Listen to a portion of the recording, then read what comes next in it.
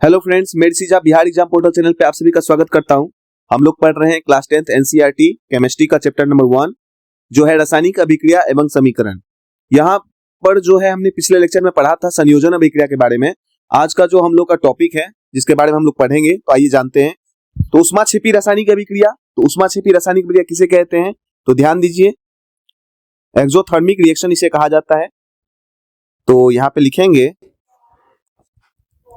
जिन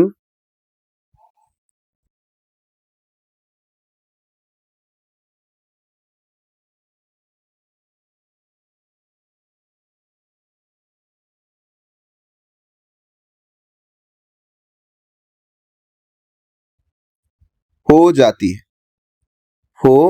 जाती है जिन अभिक्रियाओं में उत्पाद के निर्माण के साथ साथ उष्मा भी उत्पन्न हो जाती है, ऐसे रासायनिक अभिक्रिया को हम क्या कहते हैं?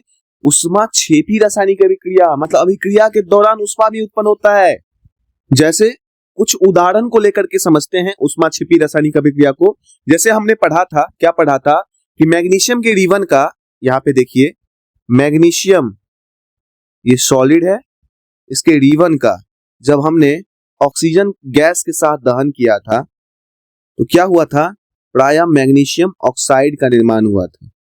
साथ में प्रकाश उष्मा ऊर्जा का भी निर्माण हुआ था, उष्मा भी उत्पन्न हुआ था वहां पर। तो यहाँ पे आप देखिए ये प्रायः संतुलित नहीं है, तो इन्हें संतुलित करें। यहाँ ऑक्सीजन 1 है, यहाँ पे 2 था, और यहाँ पे मैग्नीशियम 1 था, यहाँ 2 लगा दिए, प्रायः संतुलित हो गया। तो मैग्नीशियम के रिबन को जब हमने जलाया था ना, हवा के साथ अभिक्रिया करवाया था, तो मैग्नीशियम ऑक्साइड बना था, साथ में उष्मा बना था। वहां देखा था उष्मा ऊर्जा दोनों उत्पन्न हुआ था। तो वे रासायनिक अभिक्रिया जिसमें उत्पाद मैग्नीशियम ऑक्साइड उत्पाद के साथ निर्माण के साथ साथ उष्मा भी उत्पन्न होता है, साथ में क्या उत्पन्न होता है? उष्मा भी उत्पन्न होता है। जैसे एक उदाहरण और हमारे एक किताब के अंदर दिया हुआ है, क्या दिया हुआ है? प्राकृतिक गैस का दहन। क्या दिया हुआ है? बहुत ही इंपॉर्टेंट है ना, प्राकृतिक गैस का दहन। एग्जाम में बहुत बार पूछा गया है, इसलिए आप ध्यान दीजिए। प्राकृतिक गैस का दहन जो है उष्माक्षेपी रासायनिक अभिक्रिया क्या है? उदाहरण है। जैसे कि प्राकृतिक गैस की अगर हम बात करें तो आप सभी जानते हैं मीथेन CH4, ये क्या है? प्राकृतिक गैस है। जब इसको हम दहन करते हैं, है ना, तो दहन करते हैं तो ऑक्सीजन गैस के साथ इसकी अभिक्रिया होगी, दहन तभी होगा। तो क्या बनेगा? तो CO2 कार्बन डाइऑक्साइड गैस का निर्माण होगा। साथ में क्या बनेगा? तो हम सभी जानते हैं जल का निर्माण होता है, लिक्विड फॉर्म में होता है जल। साथ में क्या होता है? तो ऊर्जा उत्पन्न होता है, उद्देश्य ही ऊर्जा प्राप्त करना है ना। प्राकृतिक गैस का दहन ही हम करते हैं ऊर्जा उत्पाद करने के लिए। तो यहाँ पे आपने क्या देखा कि प्राकृतिक गैस का जब दहन होता है तो CO2 भी बनता है, H2O भी बनता है, लेकिन साथ साथ में ऊर्जा, प्रकाश ऊर्जा, उष्मा ऊर्जा का निर्माण होता है।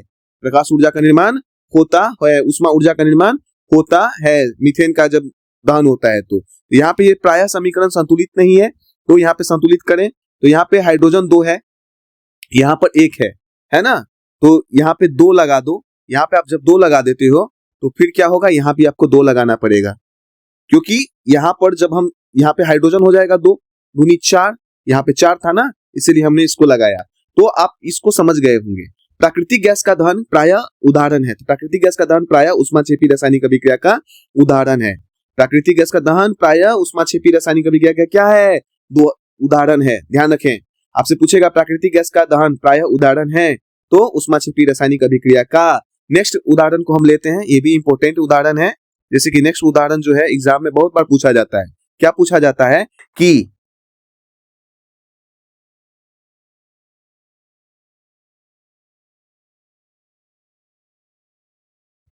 आपसे एग्जाम में पूछेगा श्वसन एक उष्माक्षेपी अभिक्रिया है कैसे?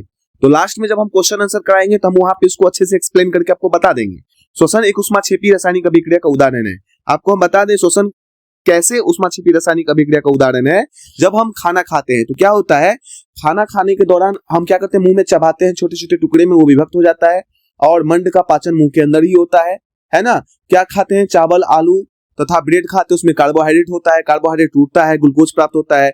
यह ग्लूकोज जो है हमारे कोशिकाओं में उपस्थित ऑक्सीजन से मिलकर क्या होता है? हम श्वसन लेते हैं, वहां से ऑक्सीजन जाता है और ऑक्सीजन से अभिक्रिया करके टूटता है और CO2 का निर्माण होता है, जल का निर्माण होता है, और 38 ATP ऊर्जा का निर्माण होता है, उष्मा ऊर्जा दोनों का निर्माण होता है।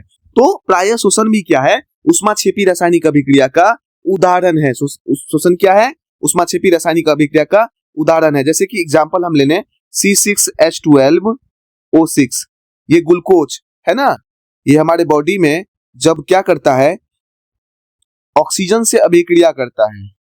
ऑक्सीजन भी एक्वस फॉर्म में विलय अवस्था में होता है। तो क्या होता है कि CO2 हम सांस छोड़ते हैं, कार्बन डाइऑक्साइड का निर्माण होता है, हम सभी जानते हैं। ये एक्वस फॉर्म में विलय अवस्था में होता है। ध्यान रखिएगा, CO2 जो हमारे ब्लड में जो कोशिकाओं से आता है तो विलय अवस्था में आता है। और साथ में जल का भी निर्माण होता है। जब हम दौड़ते हैं, रनिंग करते हैं तो क्या होता है, पसीना आता है। तो यही जो H2O बना तो बॉडी से बाहर निकल जाता है। साथ में ऊष्मा और ऊर्जा भी उत्पन्न होता है। ऊर्जा 38 ATP उत्पन्न होता है। ठीक है, और आपने इसको समझ लिया, श्वसन एक ऊष्माक्षेपी अभिक्रिया का उदाहरण है, क्योंकि श्वसन के दौरान क्या होता है, ग्लूकोज से अभिक्रिया ऑक्सीजन करता है, CO2 बनता है, जल बनता है, उष्मा ऊर्जा बनता है। ठीक है, और एक और उदाहरण है जो एग्जाम में पूछता है, इंपॉर्टेंट उदाहरण है, आपको हम बता दें। क्या बता दें, देखिए ध्यान दीजिए। साग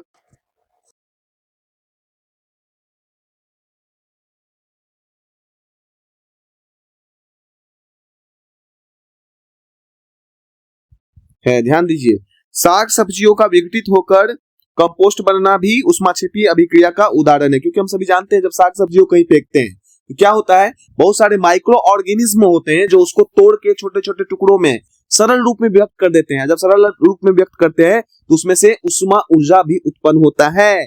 तो हम कह सकते हैं, आपकी एग्जाम में ऑब्जेक्टिव फॉर्म में पूछ सकता है, साग सब्जियों का विघटित होकर कंपोस्ट बनना किस अभिक्रिया का उदाहरण है, तो ऊष्माक्षेपी रासायनिक अभिक्रिया का उदाहरण है। श्वसन एक ऊष्माक्षेपी अभिक्रिया है। कैसे, तो आप सभी जानते हैं कि श्वसन में जो ग्लूकोज होता है ऑक्सीजन से अभिक्रिया करके जो है उष्मा ऊर्जा का निर्माण करता है। साथ में CO2 बनता है, H2O बनता है, साथ में उष्मा ऊर्जा भी उत्पन्न होता है। इसी तरह मीथेन का जो प्राकृतिक गैस का दहन होता है ना, उसमें कार्बन डाइऑक्साइड जल के निर्माण के साथ साथ ऊर्जा का भी उत्पन्न होता है, उष्मा ऊर्जा का भी जो है उत्पन्न होता है। इस तरह मैग्नीशियम के रिबन को जब हम दहन करते हैं तो साथ में क्या होता है, मैग्नीशियम ऑक्साइड के साथ उष्मा ऊर्जा प्रकाश का भी उत्पन्न होता है। ठीक है, तो जिन अभिक्रियाओं में उत्पाद के निर्माण के साथ साथ उष्मा भी उत्पन्न होता है, क्या कहलाता है, ऊष्माक्षेपी रासायनिक अभिक्रिया कहलाता है। तो जिन अभिक्रियाओं में उत्पाद के निर्माण के साथ साथ उष्मा भी उत्पन्न होता है, हो जाती है, ऊष्माक्षेपी रासायनिक अभिक्रिया कहलाती है। ये प्रमुख जो है इंपोर्टेंट क्या है, उदाहरण है। इसमें से सबसे इंपोर्टेंट उदाहरण जो है पहले, दूसरे, तीसरे, ये तीनों जो है बहुत इंपोर्टेंट उदाहरण है। इसलिए इन तीनों को जो है आप प्राय अच्छे तरीके से जो है समझ के याद करने की बात ही नहीं, आप सभी जान गए होंगे, समझ गए होंगे। तो चलिए नेक्स्ट अभिक्रिया को हम लोग नेक्स्ट लेक्चर में समझेंगे। अगर आपने बिहार एग्जाम पोर्टल चैनल को सब्सक्राइब नहीं किया तो सब्सक्राइब करें, लाइक करें, शेयर करें, कमेंट्स करें। ठीक है, फिर मिलते हैं नेक्स्ट वीडियो में, तब तक के लिए धन्यवाद।